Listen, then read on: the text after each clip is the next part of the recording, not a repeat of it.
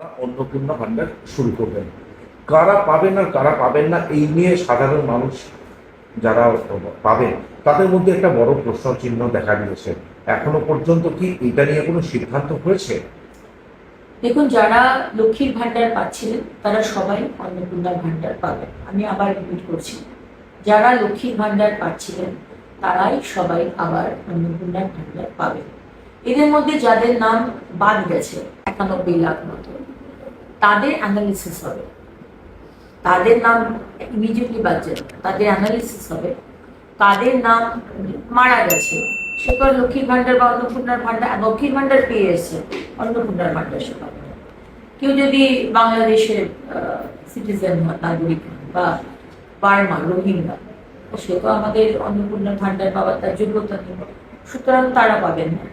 কিন্তু যাদের নাম যে কোনো কারণে ডিলিট হয়েছে, তারা আমাদের নাগরিক নন, সেটা অ্যানালিসিস করার পরে জানা গেল তারা লক্ষ্মীর ভান্ডার পাবেন না। এর থেকে আলাদা করে রাখা হয়েছে যারা ট্রাইব্যুনালে আপিল করেছে, তাদের নাম কাটা গেছে, এবং যারা ট্রাইব্যুনালে আপিল করেছে তারা কিন্তু এখনো লক্ষ্মীর ভান্ডার পাবেন। তাদের নাম কিন্তু কাটা যাবে না, বিকজ তারা আপিল করেছেন, তারা প্রসেসে রয়েছে। এবং যারা সিএ এর জন্য আপিল করেছে তারাও কিন্তু অন্নপূর্ণার ভান্ডার পাবেন, তাদের নামও কাটা যাবে। মানে ভোটার আইডি কার্ডে নাম থাকাটা বাধ্যতামূলক, মানে ভোটার আইডি কার্ড থাকাটা বাধ্যতামূলক। একদম, ভোটার আইডি কার্ড বা ভোটার লিস্টে তার নাম উঠেছে, যে কন্ডিশনগুলো আমি বলি হবে।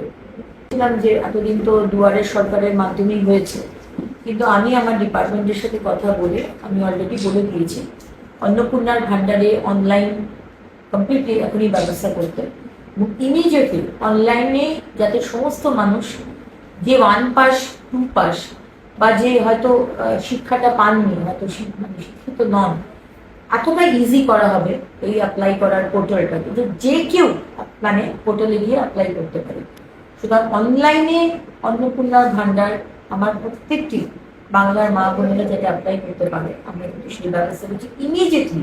কারণ কি মাননীয় মুখ্যমন্ত্রী বলে দিয়েছেন যে 1 জুন, মাইন্ডেড 1 জুন থেকে আমরা যা যা প্রতিশ্রুতি দিয়েছিলাম, 3000 টাকার অন্নপূর্ণার ভান্ডার এবং সরকারি বাসে মা বোনেদের কোনো ভাড়া দিতে হবে না, এই দুটো আমরা চালু করতে শুরু।